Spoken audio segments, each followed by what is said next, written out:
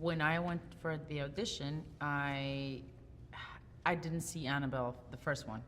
I just went in and for the audition, and then I was curious, so I went home and I saw Annabelle, the first Annabelle, and I had so many questions about the doll and where, like, why is evil? Where does it come from?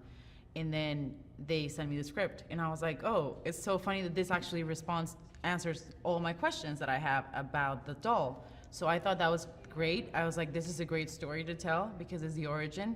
And second, the fact that the cast is full of females. I love that. Working with kids, I love. And the most important thing is that I was going to play a nun.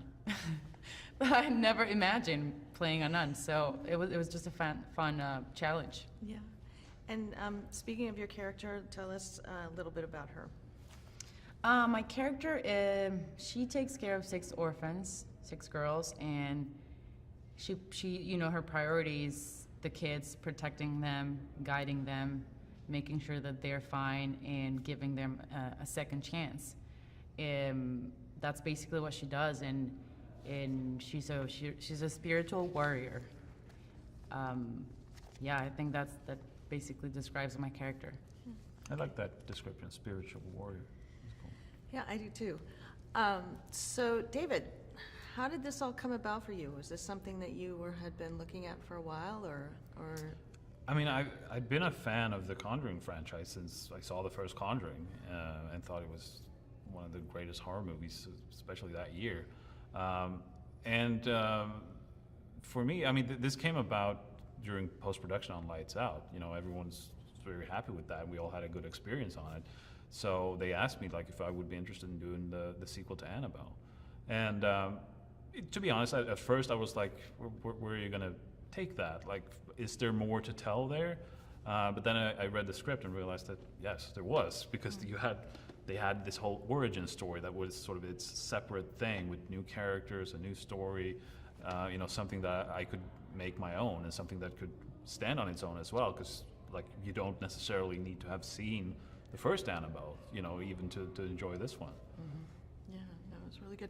And how do you feel that the era that this story takes place in adds to the story?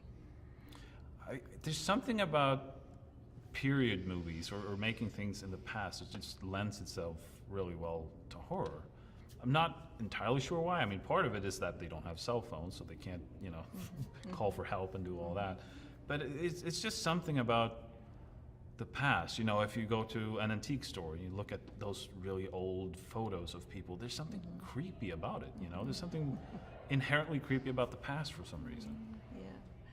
And speaking about creepy, let's talk about Annabelle. Like, Annabelle is a creepy doll, but what is her role in this family? What is her connection to this family?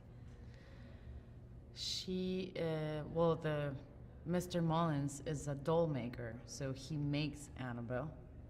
And correct me if I'm wrong, but I think she gets the name Annabelle because of B, right? Yeah. Because of the dolls maker's daughter who died in an tragic accident, and Mr. and Mrs. Mullins try to get her back in a way to communicate with her when she's already dead, so they connect with dark forces, and that's how evil comes to the house. Yeah, they don't handle loss in a very healthy way, and that allows evil forces to latch on to that, to prey on their desperation, to sort of get into our world. Now, do you feel that your character realizes this early on, or it's kind of like she's a very spiritual person, but it seems like, there's at one point when she's just telling the girls all to go to bed because, everything's fine. She has a lot to deal with. She can't deal with the kids. Right, like you can see a lot in your expressions and your face. when there's a moment of panic, I think as the grown-up, as the adult, your job is also to try to stay calm, which sometimes can seem ridiculous because a lot of things are happening, but that's your job, not to create more chaos, right? So I feel like sometimes in those situations that are unique situations, you just don't know what to do. Even though you're a grown up, like you just don't know what to do and like where to go. Yeah, so true. And I guess even though you're sitting right here, what did David? I've talked to everyone else, and obviously they've said great things about you. But what did David bring to this set as a director? Fresh perspective, which is always really cool to see, and it's just fascinating to see him do things for the first time and be like, oh, let's just do this, and you're like, oh yeah, I mean, cool. I mean, it's not what maybe you're used to, something different, but it's because a lot of things he's doing for the first time, and that's very refreshing and really cool because he enjoys that and he loves this. He loves horror movies. Yeah. That's what he does. And I just love seeing him making a horror movie.